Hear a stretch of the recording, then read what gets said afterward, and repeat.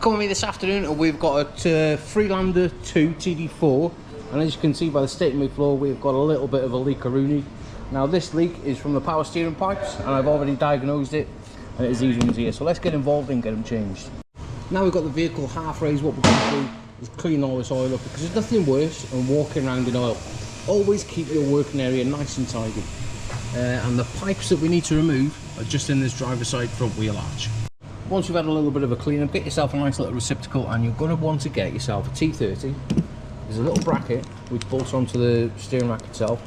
It's held on with the T30 in the middle there. Now what I've got is a little hammer and a long extension. I don't know whether you can see, it goes through just by there, and then once it's on, give it a little bit of a tap with the hammer and then we can get the ratchet and get it off. I tell a little bit of a porky there, that centre bolt is not a T30, it's a T40, so I've had to hammer a T40 onto it, my bad. And then once you've got that T40 out, what we need to do is disconnect. We're not worried about this pipe because that one's going to the pump and I've got a replacement, which is that one there. We need to disconnect this. You've all probably seen these clips where they've got 4 prongs around it and you have to pull them back. Now a lot of you are going to say, oh, I'll get the proper tool. I got the proper tool, but for some reason it won't fit in there correctly, so what I've had to do is get a little 90-degree pick, just prise them open and then put a cable tie down the back of them, and then that pipe will just pop straight off.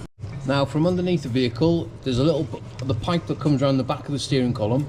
There's a T25, you can see it there where your socket is, T25, and we'll get that done and then we can pull them pipes out now. Now we need to come up to the top of the vehicle and we need to remove this pipe that goes to the power steering pump. Now there is a little 10mm on this intake pipe here. Remove the 8mm and that pipe will push back far enough for you to get the 10mm filled in the pipe to the timing belt cover, and then once you've removed it you can get this pipe off and pull it down the back. Now let's hop back underneath the vehicle and we can pull all these pipes out now through this inner wheel arch. Now we've got them off, we do need to just adapt it a little bit because there's a little bracket or a little other pipe that goes into the rack which is seized in there, and we don't really want to go into the damaging the rack. It seems to be perfect, it wasn't leaking before, so what we're going to do is disconnect it off the new pipes, which is, hang on, let me check that there, which is that one there. We're going to take this one out and then we're just going to connect it back up to the one on the rack with a Jubilee clip. As you can see, I've fitted all the new pipes. What we're going to do now is give everything a nice clean-a-rooney with a little bit of brake and clutch cleaner. Make sure everything's nice and clean. Get all that oil from everywhere. We've now dropped the vehicle back to working height, and all we're going to do is get some correct power steering fluid for your vehicle. This is ATF, which is red in colour, and we're just going to get it filled right to the brim. Once you've got the vehicle up and running now, what you need to do is go full lock, left to right, and that will purge any air out of the hydraulic system until you can turn your steering with your finger like so.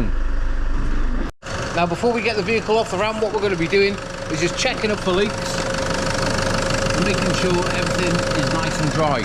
I'm going to leave it up there now for about 10 minutes or so just to double check that we got no leaks. But anyway, that is how you replace the power steering pipe from the pump to the steering rack. Anyway, let's get it started.